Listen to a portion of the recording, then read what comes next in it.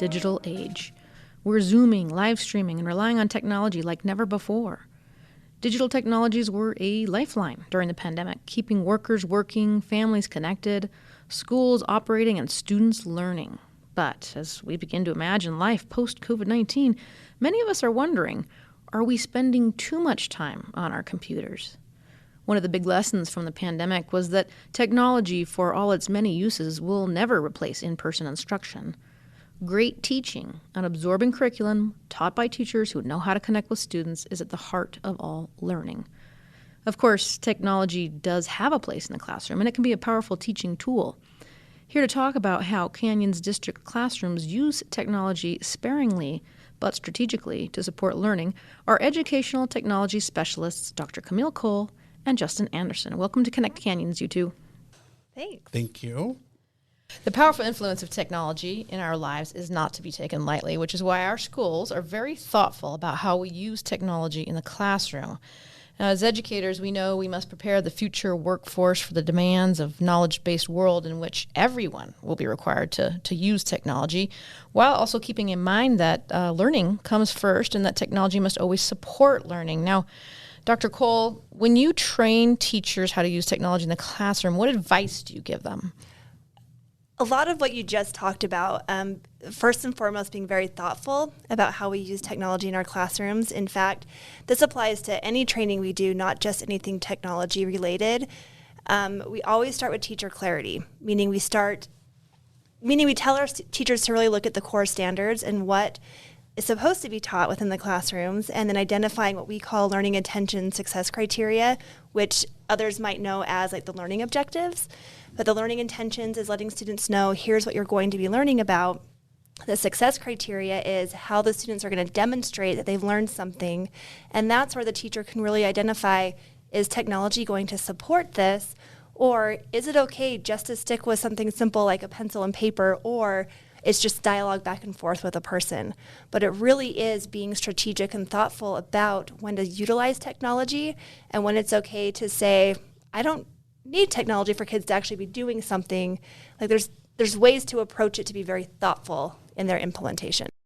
And I think Canyons does a great job of making sure that we're focusing on those student-centered pieces and what we want our students to do instead of the shiny object, right? So because a lot of times when new things came out, like I remember teaching when the iPad came out, and that was the cool new thing. Every classroom needed to have it, and there was almost this attempt to try and fit it into things where it necessarily didn't fit. And Canyons really has taken that focus of, okay, there might be a cool tool that we've offered or provided in a school, but where does it fit best? Not, oh, this is in your classroom, please use it. But does it fit here? You know, there's times when it isn't needed and used, and then there's times where it is a valuable tool to help students not only gain the skills that their teacher's trying to learn around the, content they're learning, but also those skills, those soft skills for when they get a job, go to college, and how to understand and use that technology in a safe, responsible way under the direction of a teacher who has the training around how to use that. Okay, I want to talk a little bit. I'm going to ask you a little bit later to kind of elaborate on how we are using technology. But before I do that, let me just ask. So during the pandemic, of course, we did have to rely on technology a little bit more just to make sure that kids, we kept them safe and learning. And I'm sure teachers picked up some additional technology-based skills. So what are some of the things that teachers learned that they're putting into practice now, do you think?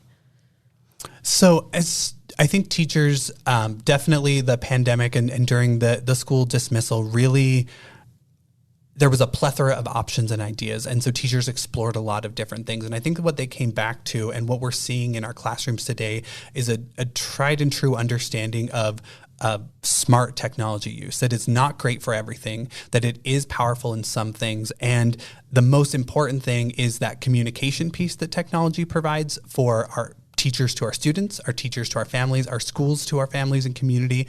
And then I think they've also figured out what type of activities were successful. Teachers really kind of were inundated by big tech at the beginning of the pandemic to say, here's a cool fancy thing, use it for your kids, it'll help. And I think through that process, our teachers realized that the cool, fun, fancy thing isn't that best thing. And we're seeing in our classrooms today, our teachers are really being smart and decisive about what technology is being used in their classroom and how they're using it. It is not something that is consistently, living on a a student's desk, but it's something that's pulled out for a specific purpose and given that specific tool to. And I want to add on to something Justin talked about. He briefly talked about communication, because I think something that teachers learned, and I actually heard some students in a training that I sat in when they were talking about their experience through the pandemic and remote learning, but how important communication is with your students and families. But then on top of that, students still craved connection with their teacher. And so thinking about the technology resources, platforms, whatever we have available for them to use to help those connections going forward. So like the utilization of Google Meet or Zoom, to have some face-to-face interaction and a way to bring students in who maybe aren't in person, but a way to bring this virtual world together, or having some type of hybrid model so kids can still participate live, in classes. Or how can you create connections using something like Canvas that we have in our district, where Canvas is not replacing our teacher. It's not suddenly what's teaching the students the specific content, skills, whatever, but it is a way to help that connection, to stay connected to school, to stay connected to the learning, whatever the results might be. Because as part of the pandemic, we realized, oh my goodness, when we have someone absent, how can Canvas be utilized to really support and continue the learning? Or how can Zoom or these virtual platforms help students stay connected with their teachers so they can still create those relationships? Because it was very powerful to me to hear these students talk about how they craved and they still needed that connection with their teacher more than just an email. Like they needed something to just continue that relationship, because I don't know, sometimes we assume that students don't want that relationship with their teacher, but I think they actually do, and they crave it and they need it, and some really do need it to be successful. So an example of where that might, come in handy would be like you have a student on, who's out sick for a while, maybe has had surgery or a long-term illness, right? That student can, in many ways, still participate with the rest of their peers, right? Still participate with the teacher, connect with the teacher, visually, through sound. You can pipe their sound back into the classroom, right? Right. And in the case of Canvas, in many ways, that is like full transparency about what's going on in the classroom, and such a powerful communication tool for parents. I mean, I'm a parent in the Kansas district. I have students. And I can go and I can look at all of their courses and I can see, okay, well, the teacher hasn't, when you ask your kid, how come what's going on with your grade here? And like, well, I turned it in, but the teacher hasn't graded it. Well, right. I can actually go find out, right? If that's Yeah. true. And then I can also see, oh, wow, what a fascinating subject. And I can have a conversation about my kids about, whatever, research paper that they've been tasked with writing. I mean, I just think it's really opened a window onto the classroom, and for many parents, if they're willing to take advantage of it and want to take that step to get involved. Well, and I'll tell you, I suddenly became the not favorite aunt at Thanksgiving one year when I found out my nephew, who goes to a school in our district, wasn't doing so well in classes, and my sister's like, I don't know how to check on what he's doing, and I'm like, don't your teachers use Canvas? And he looked at me like, Don't say anything, don't do it. And I'm like, there's a way. And suddenly my sister is now an observer in Canvas, so she can get more of a story of what's happening in the classroom, and she doesn't have to depend on my nephew, who's, like I said, I'm not the favorite aunt right now, but I was able to at least let my sister know, here's how you can be checking in on what he's supposed to be doing and what's happening in the classroom. And so it really helped her be able to support her son better. Yeah. All of our parents have the ability to set up an observer account in Canvas and see all of their students in one place. And so if a parent doesn't have that done yet, they can contact their school, contact their office, and they can help them kind of get the information they need. It's also on the district website. There's a document on how to connect to your Canvas. Yeah, I think that's huge.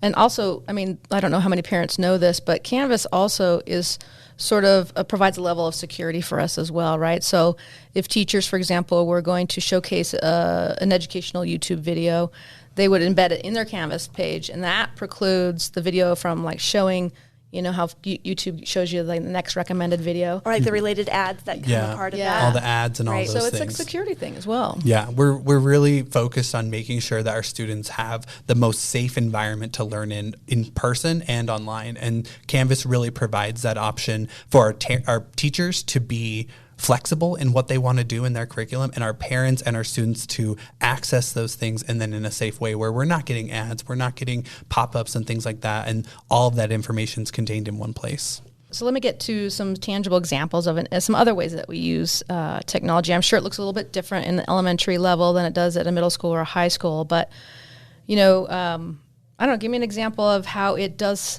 truly help kind of move the ball forward, or, give teachers, they can leverage that tool to like bring home a concept they're trying to teach?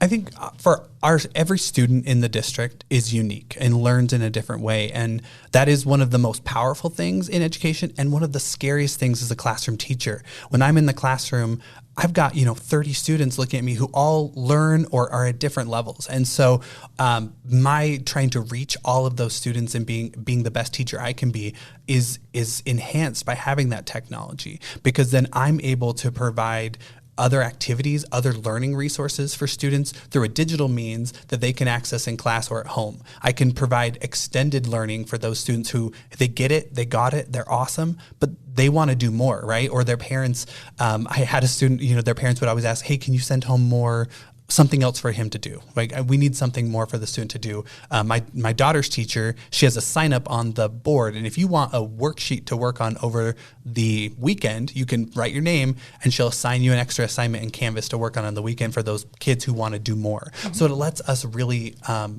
individualize for those students, and then it allows us to see and support those students who maybe aren't accessing or getting the concepts that we're trying to get to them, and making sure we're providing other of those resources. So whether it's through Canvas and providing extra videos or a reading that they can access, or having the ability to have the students submit something and a teacher grade it in Canvas, provide feedback notes, maybe a video feedback, because sometimes my students wouldn't look at the papers I passed back in class, but as a teacher, they could make a video in response to a student about talking about their essay they turned in or an assignment, and have that feedback loop, that two-way kind of conversation with students that they might engage in a more likely to engage in than they would maybe passing a paper out with a red mark on top. Well, an example I witnessed, because I was there helping the teacher, is we have something called Google Expeditions, which is some virtual reality glasses that teachers can check out from us, and they can go to the classroom. And it was really interesting to see this teacher. It was a dual immersion Chinese teacher who, I think during that week, they were talking about geographical landscapes or features within China. And so she took her kids to the Great Wall of China using these virtual reality goggles. Oh, wow. So is this something that she would use these goggles every day, all day? No, but she found this purpose. And not only were kids learning about the Great Wall of China from seeing pictures, they actually got to virtually be there. So it's kind of fun to see the excitement and hear the kids talk about it, because then the teacher would stop every so often and say something about what they were seeing. So it was a really cool immersive experience. Yeah.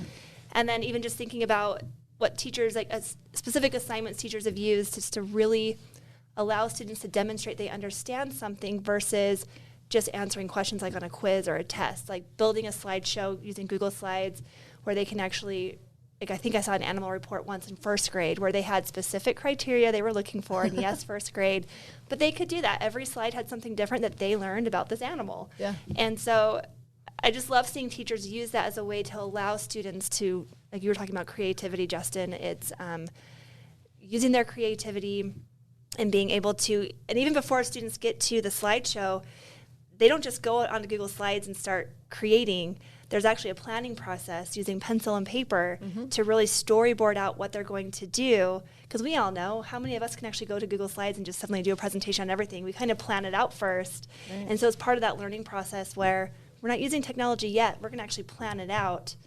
Pen, pencil, paper. Now we're going to put it onto Google Slides. So think about all of those skills that's really being implemented in those.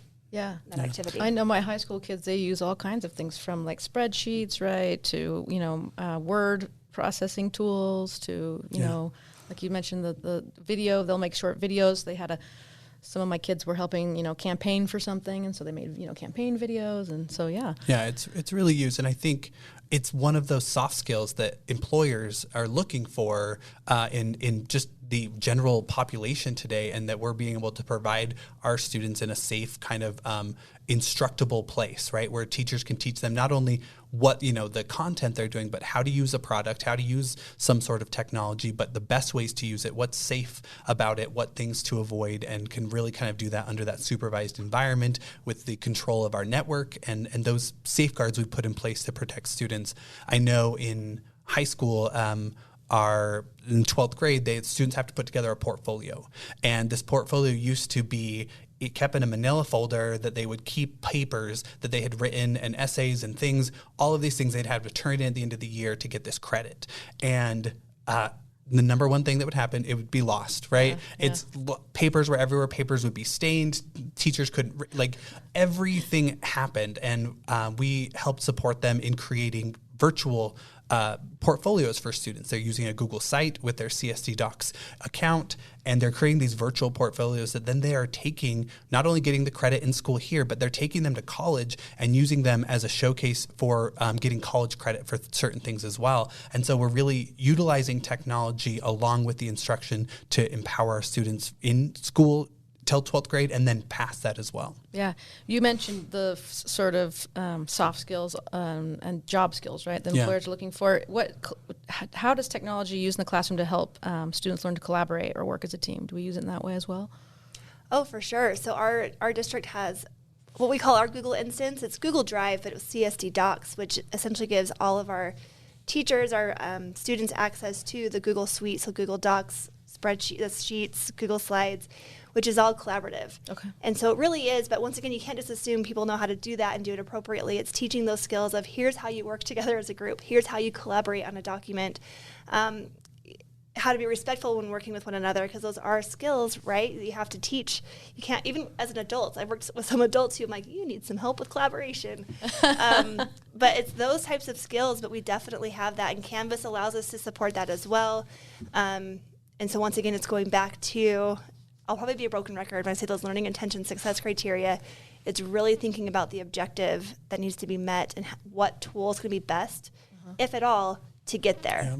Because maybe it's not doing something on Google Docs, it's actually sitting together, talking. Yeah. Right? I think collaboration, if you think about kind of the old terms, like when I was in school and I had a class project, a group project, we had to like plan time to meet after school to work on this Word document we were working on or go to the library, like all of these kind of extra pieces. And now with students having the ability to collaborate with Google, they can, with their CSD Docs, they can do that virtually. They can say, hey, you all need to do this assignment. They work on it in class. You know, they fill out, teachers have graphic organizer that they fill out with pencil and paper. And then they say, okay, now your project is to make a slideshow. Billy, you're in charge of slide 1 and 2. John, you're in charge of 3 and 4. And so they can go and work on those at home in the same place and on the same document, and then come back the next day and give each other feedback and all of those things without having to set up an extra time to go to the library or staying after school when they have an athletic or an extracurricular activity. And so it really provides that communication tools and those collaboration tools.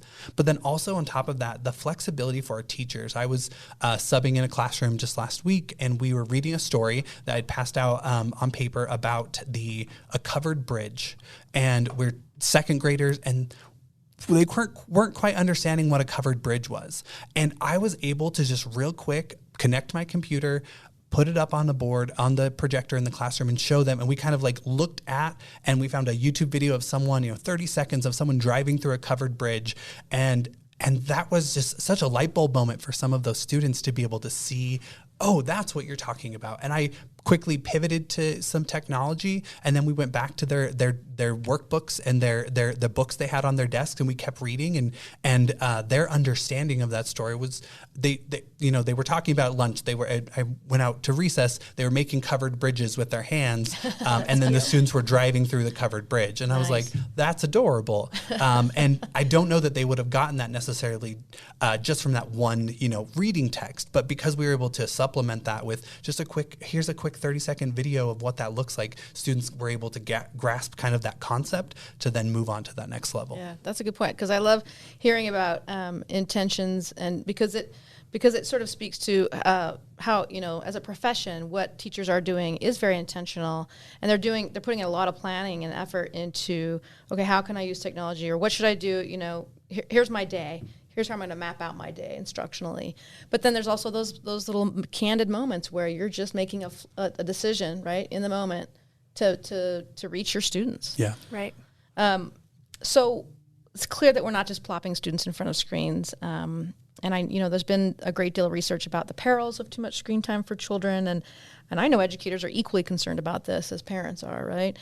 So do we have a sense of how much screen time or how much time Canyon students are spending on computers at school? Do we have any idea? What the data is showing us right now is that our students, on average, during a school day, are spending about 37 minutes on their Chromebooks on average. Some obviously a little more, some a little less, but throughout the middle and the elementary and middles, it's about 37 minutes, and it's about 32 minutes in the high school level. And so it's really kind of powerful to see that on an average daily basis where they're actually spending their screen time at, right? And that's just those minutes. But then when we're talking about what they're actually doing on screens and the types of screen time that we're getting to, that kind of broadens and opens that up a little bit. Right, because not all screen time is created equal, right? Yeah. So we don't want to use it before we go to sleep. We want to be surfing TikTok or getting sucked into endless stream of YouTube videos. So what, you've talked before about sort of this food pyramid, right? Yeah, Almost of screen time. This digital diet, right? This balance. So if you think about the food pyramid we all learned in school, a lot of research, one of the kind of silver linings of the pandemic is a lot of research has been done on screen time in these last, about 3 years to kind of just see what's going on. And the research is finding that screen time is not necessarily the end-all be-all of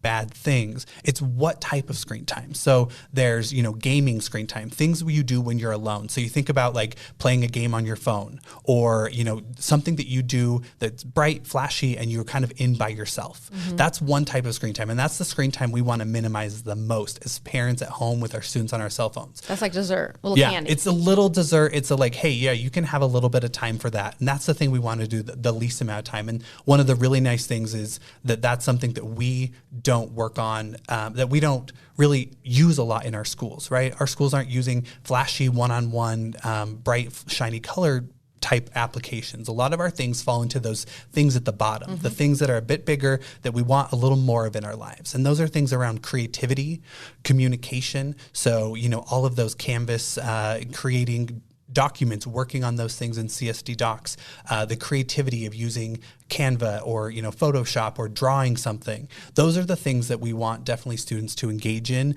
It's still not all day, right? But those are, when we're looking at screen time, some of the things that are considered good uses of screen time. The same thing for apps and tools for organization. Looking at how they're doing those things, and then kind of above that is those collaborative pieces, things that they're doing with others. So when they're using a computer with a friend and they're working on something together, that is seen, and some of the research shows that that's a better use of screen time than on their own by themselves.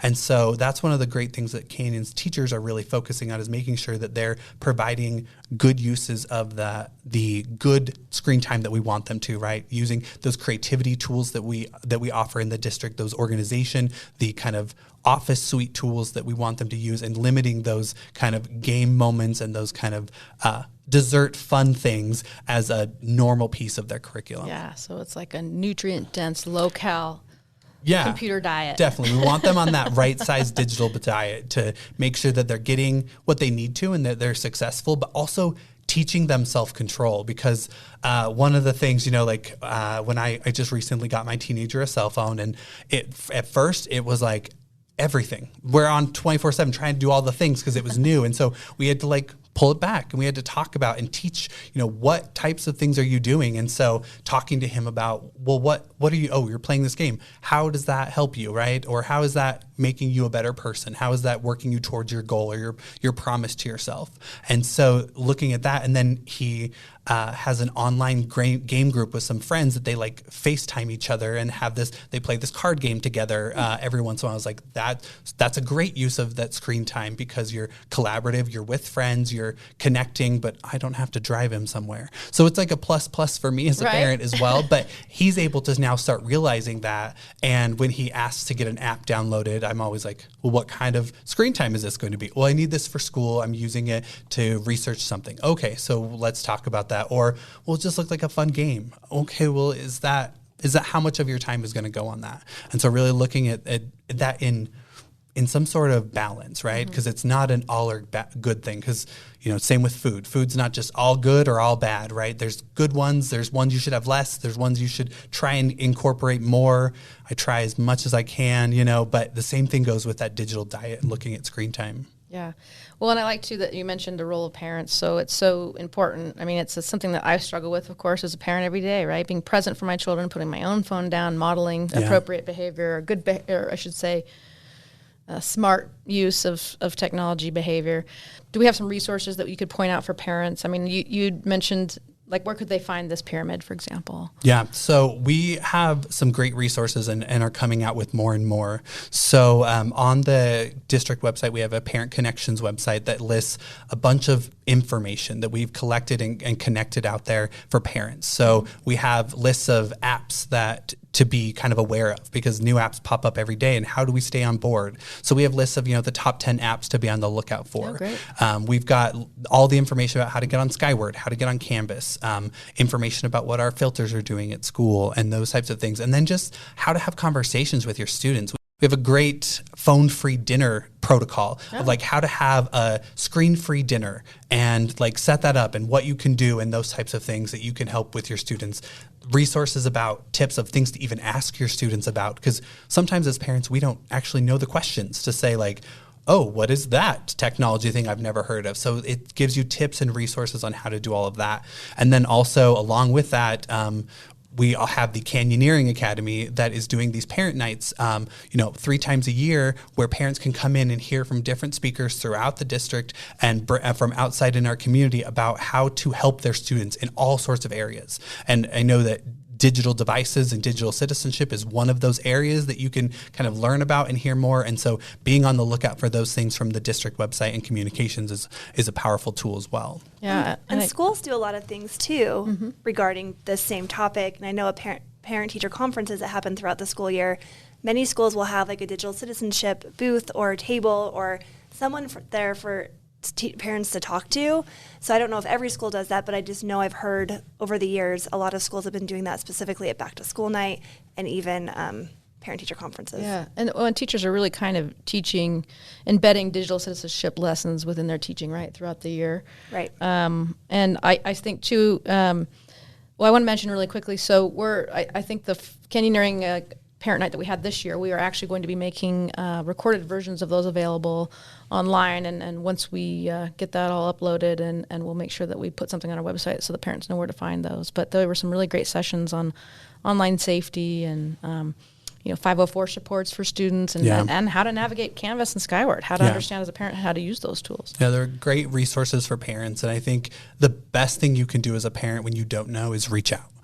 Because you're probably not the only parent with that question. So reaching out to your teacher, to your principal, to your school, and just saying, hey, I have questions about this. Where can I learn more? Sometimes they can point you in directions that you maybe with a Google search wouldn't be able to find as easy. And it's definitely something that they want to do. They want to help support those parents and students the best way possible online and in school. Sure.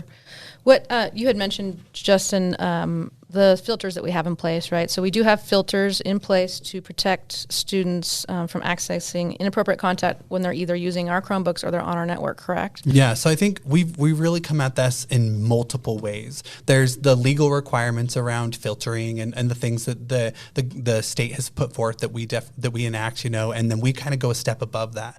And we also provide not only the filters, but the education around them. And so every year our schools are required to teach students about digital citizenship, how to be safe online, what those look like. We teach our teachers what's going on, what's coming up, and they do that throughout the year. And then they engage our parents as well with monthly tips, monthly information and communication that goes out about that. So really kind of brings all of those things together. So then we have our filters for anyone using our devices or on our network, but then we kind of go above just the normal, setting a filter, is that we've started to gather from teachers and resources about what's best to use. What is the most powerful tool? So there's so many tools out there or resources or websites. We've started to gather and recommend to our teachers, hey, this is the most powerful thing. This one's great for students. This one's working really well. use this instead. And that recommendation has really helped bring the load down for teachers and having to search for tools or resources, but it also provides a streamlined kind of resource across the district that says, here's the best thing, right? So for example, Nearpod. Nearpod's our go-to tool. Use this. This is a great resource, and we have training around it. And then we also have the controls around it to help support our students. CSD Doc's another great example, Canvas, and then getting out kind of pulling out from those, maybe someone wants to use a website for, this thing. They can find out and see if this is safe for students. We have people here that look at those things and make sure that they're safe for students to access, that they're not collecting data unnecessarily, and all of those pieces, just to make sure that our students are safe. So we're letting the technology do the work, but we also have the people here doing work on top of that, just to make sure that there's that extra insulation. And I understand we also teach digital literacy in our classrooms too, right? Which is to understand how to navigate the internet, right? Use it in a purposeful way. Understand where the information that you're seeing is coming from, if it's credible, right? Well, and to be a smart consumer of the information that they're reading, because we all know you can Google anything. I think I Google it all the time, but it's understanding that the answers that come up, really being able to articulate and look at that and determine, is this a credible source? How to identify if something's a credible source? There's something called lateral reading that can actually allow students, that skill alone, I think even beyond just students, I think anyone can benefit from lateral reading, is being able to search for something, use those skills to identify if it's a credible source or not. Mm-hmm. Yeah, I use lateral reading in my online shopping because I'll find a great deal on something and I'll be like, I want to buy this, but I don't know this company, I don't know this website, so I'll search the description somewhere else to see if it's on another website, or I'll look at somewhere a retailer I know that I trust and see are they is it a huge discount, because there's no such thing as a free lunch, right? So I'm like, and I use that there, and those skills are so powerful, and we're really lucky in Canyon School District to have certified teacher librarians in our middle and high schools that this is their content and core. They have core standards put out by the state that say it is the responsibility of these librarians, these teacher librarians, to teach students about digital literacy. Mm-hmm. It's the responsibility for all of our employees to make sure that our students know and access those things, but our teacher librarians kind of have that special charge, and so they really take that on and make sure that students know how to search when they're looking to research for a paper, that they know not only the logistics of what keywords to use and things like that, but then when you find a source, how do you lateral read around it? How do you find out if that's an actual source? How do you go through that list of what type of website is it? Who wrote it? What kind of money funded those things? Mm-hmm. And really providing our students the tools to be successful in school, but then also as they become an adult and kind of open up to the whole wide world of the internet and all of the information that's being thrown at them, they can be smart consumers of that and understanding, okay, this is what I saw. How do I find out if that's true, or where can I go for other information? Yeah. And not just requiring one person to be the source of information.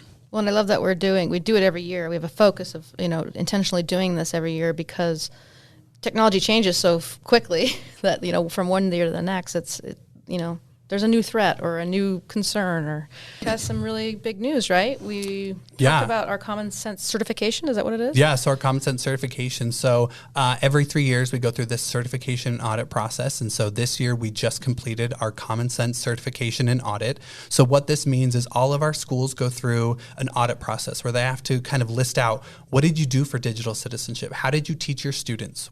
How many students did you teach? What were the topics?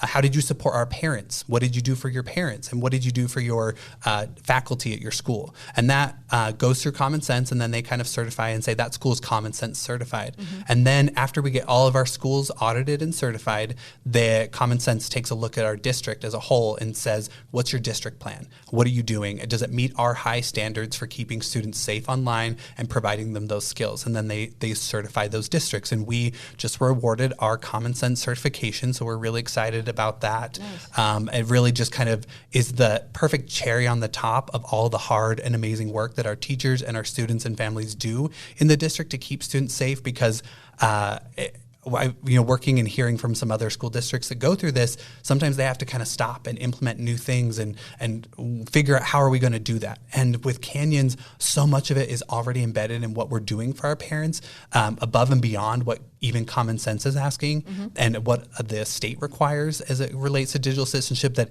it was a great process. And common sense many times throughout the process just kind of mentioned how like, oh, that's great. I wish more people did that. I wish more districts did that. And it was a great thing to kind of point out to our, the faculty and the staff of Canyons District that are working to do this, and our great digital citizenship coordinators that are in every school that kind of manage this for those schools and the hard work that they're doing. Well, and commonsense.org, right, is also a great website for parents to go for all kinds of tips so powerful. And tricks. When I don't know an app that my student wants to download, like my son will be like, hey, I'm going to download this app. I'm like, I don't know what that is. I go to Common Sense because they have people who review it. They look at them, they rate them, they tell you what you'll see, what you'll find. They give it kind of a grade, and it's just a good resource when you don't know, when you just need to know information. They do books, they do movies, they do all sorts of kind of knowledge and media pieces you can really gather from. They also have some family resources regarding digital citizenship as well, because I know with our Dig Sit Week, we get some resources from Common Sense, but they actually have parent and family resources available for our families to access. All free, all downloadable. All available online. We use a lot of their resources for our parent communications because they're so well done and they're so well researched and able to be kind of disseminated widely to our parents that they can use and then actually apply it that month. So all of our monthly tips kind of feature some of those things from Common Sense. So it's always a great place to start for any parent who's looking to get more information about what their student's doing online and how they can support them in being a safe student online. Mm-hmm. Yeah, well, I think that we've covered a lot of ground today. I appreciate both of you being here, and maybe we'll chat again soon when we have an opportunity. Oh yeah, we love talking about this stuff. We'll nerd out all day long. It is my favorite. Great, thanks. Thank you. You've been listening to Connect Canyons, and I'm your host, Kirsten Stewart. A big thanks, as usual, to Stephanie Christensen for her editing skills. We hope you've enjoyed today's episode. Don't forget to subscribe or tell a friend about us. And if you have any ideas for a story you'd like us to tell or a subject you'd like us to cover, email us at communications@canyonsdistrict.org.